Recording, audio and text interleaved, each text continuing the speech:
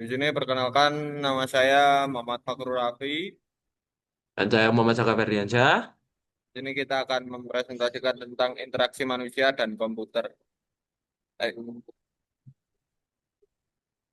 Interaksi manusia dan komputer adalah disiplin ilmu yang mempelajari desain, evaluasi, dan implementasi sistem komputer yang interaktif agar mudah digunakan oleh manusia. Tujuan utama strategis IMK, kemudahan akses, fokus mempermudah penggunaan baru, sistem agar pengguna baru tidak memerlukan waktu lama untuk belajar dan menguasai alur kerja produk. Minim kesalahan, mengurangi kesalahan pengguna secara krusial melalui mekanisme pencegahan yang tepat dan sistem feedback yang sangat jelas.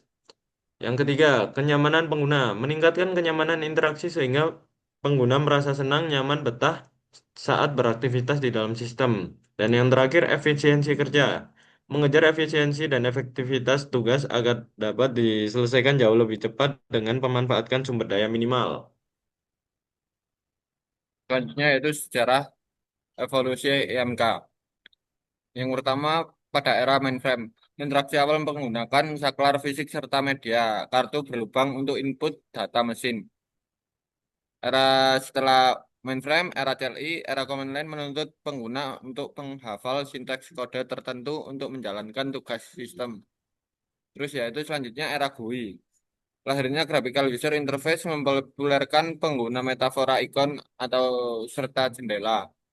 Selanjutnya yaitu era NUI. Era Natural User Interface mengandalkan sentuhan suara serta gerakan tubuh untuk berinteraksi. Dan kemudian yang berikutnya ada relevansi IMK dalam ekosistem kehidupan sehari-hari. Yang pertama, ada transportasi online. Penggunaan aplikasi transportasi online mencerminkan hasil riset interaksi mendalam demi kemudahan pengguna. Ada keamanan antar muka. Antar muka ATM dirancang aman dan sangat sederhana dapat dioperasikan dengan mudah oleh semua kalangan. Yang ketiga, ada desain transaksi. Di, di Shopee atau desain interaksi menentukan kelancaran pelanggan dalam menyelesaikan pembelian. Yang keempat, ada pengalaman adiktif. Pada Instagram, algoritma dan desain antarmuka dirancang menciptakan pengalaman adiktif namun tetap fungsional. Selanjutnya yaitu alur interaksi. Interaksi manusia dan komputer adalah siklus pertukaran informasi secara dua arah yang berkelanjutan. Instruksi manusia diproses oleh sistem untuk menghasilkan suatu output yang menjadi dasar bagi umpan balik berikutnya. Seperti pada gambar di samping, manusia menentukan niat atau tujuan awal, terus sistem input instruksi melalui perangkat input, selanjutnya yaitu pemrosesan oleh sistem. Setelah pemrosesan oleh sistem, akhirnya menjadikan output hasil ditampilkan ke indera manusia. Trinitas komponen utama IMK. Tiga pilar dasar ekosistem interaksi manusia dan komputer yang saling bergantung untuk memastikan sistem efektif serta memberikan umpan balik optimal bagi pengguna. Dan ada gambarnya di samping kanan, kurang lebih seperti itu. Selanjutnya yaitu memahami kapasitas pengguna manusia sebagai subjek interaksi. Yang pertama yaitu penglihatan. Penglihatan mencakup persepsi warna, ukuran, dan tata letak yang menentukan kenyamanan mata pengguna. Selanjutnya yaitu pendengaran. Pendengaran berperan dalam memberikan notifikasi atau feedback suara yang tidak mengganggu pengguna. Memori memiliki keterbatasan jangka pendek dan panjang sehingga desain menghindari beban berat. Respon pengguna. Respon pengguna mengukur kecepatan fisik manusia dalam bereaksi terhadap stimulus yang muncul dari layar. Kemudian ada infrastruktur komputer IMK. Perangkat keras yang lunak saling melengkapi dalam IMK. Kombinasi harmonis ini menciptakan platform stabil bagi pengguna untuk menyelesaikan tugas kompleks secara mudah. Yang pertama ada perangkat keras, alat fisik input dan output seperti keyboard mekanik serta monitor beresolusi sangat tinggi. Yang kedua ada perangkat lunak, jiwa sistem yang menyediakan logika interaksi utama serta visualisasi antarmuka. bagi para pengguna. Dan yang ketiga ada perangkat input, mencakup sensor gerakan dan pemindai biometrik modern untuk akses interaksi yang lebih intuitif. Yang keempat ada perangkat output, layar sentuh haptik memberikan umpan balik berupa sensasi getaran nyata bagi setiap penggunanya. Selanjutnya yaitu mekanisme Wis. dialog. Interaksi adalah inti bagi manusia dan mesin berkomunikasi melalui protokol tertentu untuk mencapai tujuan bersama yang efisien. Input pengguna memberikan perintah melalui tindakan seperti klik atau ketikan yang segera diterjemahkan oleh sistem. Selanjutnya, setelah input pengguna, pemrosesan data. Sistem memproses input tersebut dan menerjemahkan ke dalam bahasa mesin agar perintah dijalankan. Output sistem, hasil pemrosesan diubah kembali menjadi format yang mudah dimengerti oleh manusia sebagai balasan. Feedback yang instan, pengguna segera mengetahui status keberhasilan atau kegagalan tindakan untuk menghindari kebingungan.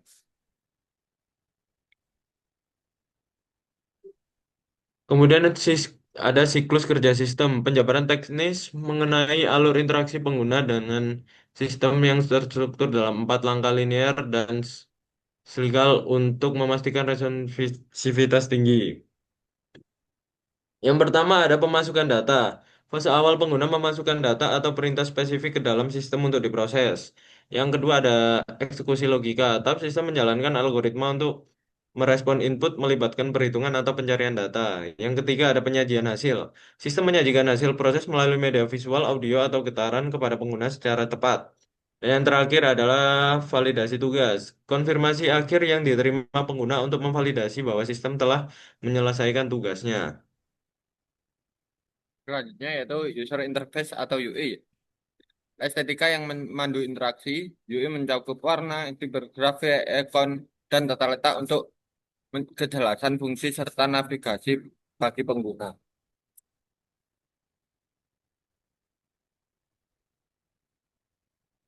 Yang berikutnya ada user experience atau UX. Kedalaman rasa dalam teknologi melampaui visual fokus pada kemudahan efisiensi dan kepuasan emosional pengguna saat berinteraksi sistem.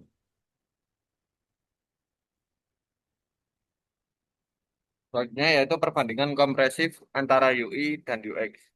UI berfokus pada estetika visual dan tampilan antar muka, sementara UX mengutamakan logika, fungsi, dan efektivitas alur pengguna untuk menciptakan pengalaman yang intuitif dan mudah digunakan dalam pengembangan produk digital. Komponen UI yaitu warna, tipografi, dan layout. Sedangkan untuk komponen dari UX yaitu riset, arsitektur, dan navigasi. Tujuan dari UI yaitu tampilan menarik bagi pengguna dan intuitif. Sementara UX sistem efektif dan mudah dipakai. Analogi dari UI itu seperti cat dan dekorasi rumah, sedangkan untuk UX itu adalah struktur dan kenyamanan suatu rumah.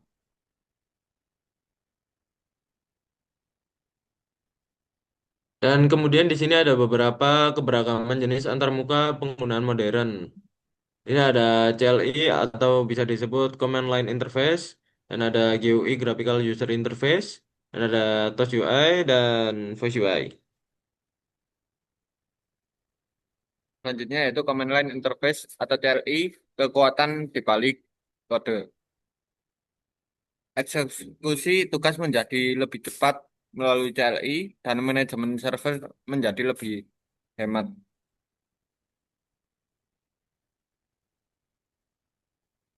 Dan kemudian ada Graphical User Interface atau GUI visualisasi yang memudahkan. Yang pertama ada elemen grafis utama. GUI mengganti perintah teks dengan icon dan jendela agar navigasi pengguna jauh lebih mudah. Dan yang kedua ada konsep WIMP. WIMP memungkinkan tindakan klik dan geser tanpa harus menghafal kode perintah yang rumit.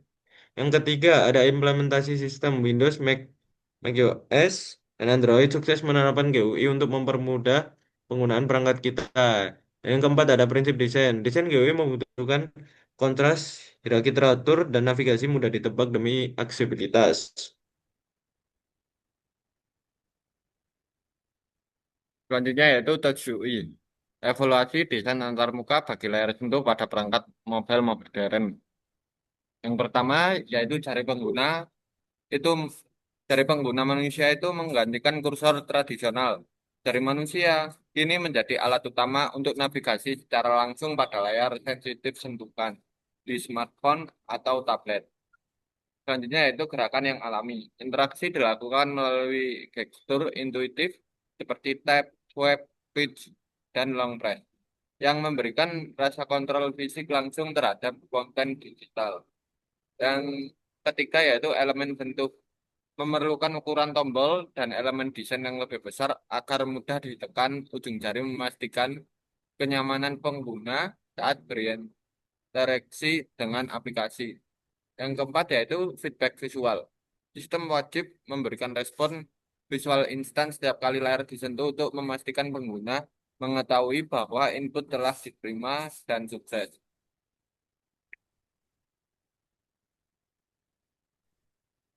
Dan kemudian yang berikutnya ada voice user interface atau sama dengan evolusi interaksi manusia dan mesin. Di sini ada gambar yang pertama yaitu Natural Language Processing atau bisa disebut NLP. Dan kemudian gambar berikutnya ada Siri, Google Assistant, dan Alexa. Selanjutnya yaitu prinsip desain UI. Panduan fundamental untuk membangun sistem antarmuka pengguna yang unggul, efisien, dan memberikan pengalaman navigasi yang intuitif serta responsif bagi pengguna akhir aplikasi Anda. Yang pertama yaitu konsistensi, memastikan elemen yang sama memiliki fungsi yang sama di seluruh bagian sistem untuk menciptakan pengalaman pengguna yang seragam. Kesederhanaan menekankan pada penghapusan elemen yang tidak perlu untuk mencegah kebingungan pengguna, penjagaan muka tetap bersih, navigasi yang jelas. Terus yang terakhir yaitu responsif.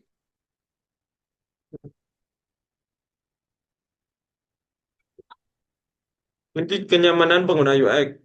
Kenyamanan pengguna dipengaruhi oleh variabel desain spesifik dari pemilihan warna dan tipografi hingga tata letak logis serta kecepatan sistem. Yang pertama ada pemilihan warna. Pemilihan warna bukan sekedar estetika, melainkan tentang kontras untuk keterbacaan serta psikologi emosi pengguna serta berinteraksi dengan antarmuka aplikasi. Yang kedua ada penggunaan font. Penggunaan tipografi yang tepat menjamin informasi dapat diserap dengan mudah tanpa membuat mata lelah sehingga meningkatkan efisiensi proses pemahaman data. Yang ketiga ada tata letak logis. Tata letak logis membantu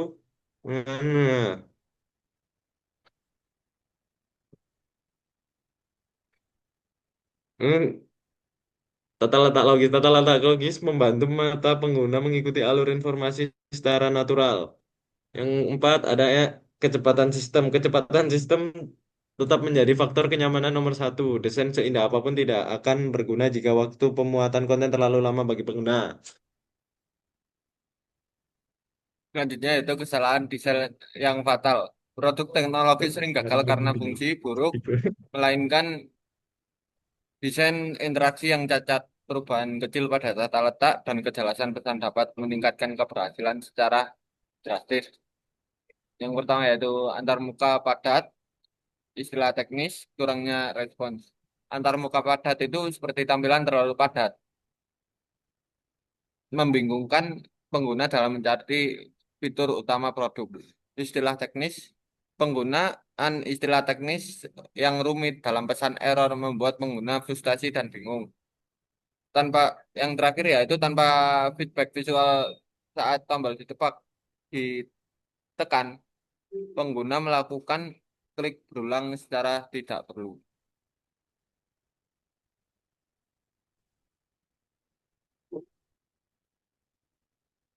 Oke, yang berikutnya ada belajar kegagalan. Melihat contoh desain antarmuka buruk adalah metode tercepat untuk memahami prinsip desain yang harus dihindari, memperbaiki pengalaman pengguna. Ribuan link tanpa hierarki yang jelas menyulitkan pengguna dalam menemukan informasi penting di halaman depan. Yang kedua, mesin tiket atau kontrol industri dengan label tombol membingungkan meningkatkan resiko. Dan yang terakhir, menu atau navigasi yang tersembunyi menjadi dosa desain utama yang sering mengusir pengguna baru.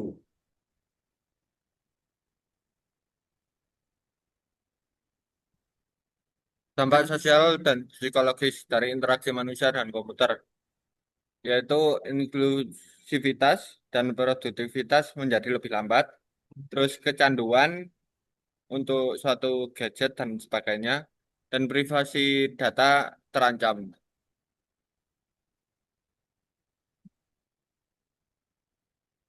Dan berikutnya ada e-learning dan IMK. Interaksi manusia dan komputer memfasilitasi pendidikan melalui desain antarmuka yang mendukung pembelajaran jarak jauh.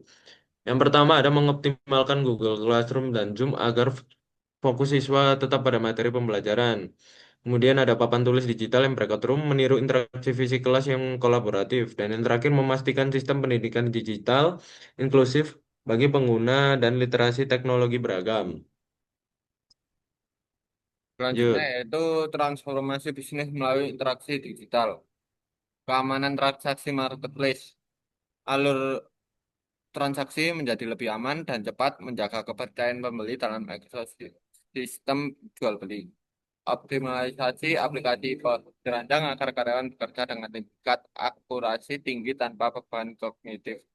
Sistem ERP perusahaan, struktur sistem yang mempermudah karyawan dalam mengelola data operasional secara tepat. Selanjutnya yaitu dashboard analisis data. Visual interaktif memudahkan pengambil keputusan memahami performa dalam hitungan detik. Strategi investasi INK. Keharusan agar tetap kompetitif serta meningkatkan kepuasan pelanggan di era bisnis. Kemudian ada menyongsong masa depan. Masa depan IMK ditandai dengan menyatu dengan realitas fisik, menghapus batasan digital, dan fisik melalui inovasi AI, VR, serta ekosistem LOT yang proaktif. Dan berikut ada gambarnya di sebelah kanan. Maaf, gambarnya ke skip. Ya, berikut gambar. Ya, Maaf. Selanjutnya yaitu fungsi IMK. IMK berfungsi sebagai jembatan komunikasi visual vital yang menyelaraskan kapasitas kognitif manusia dengan kekuatan komputasi mesin untuk efektivitas suatu teknologi. Desain yang ideal, desain yang baik harus selalu menyeimbangkan aspek visual atau UI dengan kepuasan fungsional seperti UX guna menciptakan pengalaman pengguna yang menyeluruh dan efisien. Yang ketiga yaitu perubahan antarmuka. Evolusi antarmuka telah bergeser dari penggunaan teks murni menuju bentuk interaksi yang lebih natural, berbasis pada pengenalan suara dan gerakan tubuh. Yang keempat adalah kunci kenyamanan. Prinsip dasar seperti konsistensi, kesederhanaan, dan responsivitas sistem merupakan kunci utama untuk memastikan kenyamanan pengguna dalam berinteraksi dengan sistem. Baik, sekian. baik. Terima kasih Terima dan kasih. jika ada salah kata atau kami mohon maaf. Wassalamualaikum Warahmatullahi warahmatullahi wabarakatuh. wabarakatuh.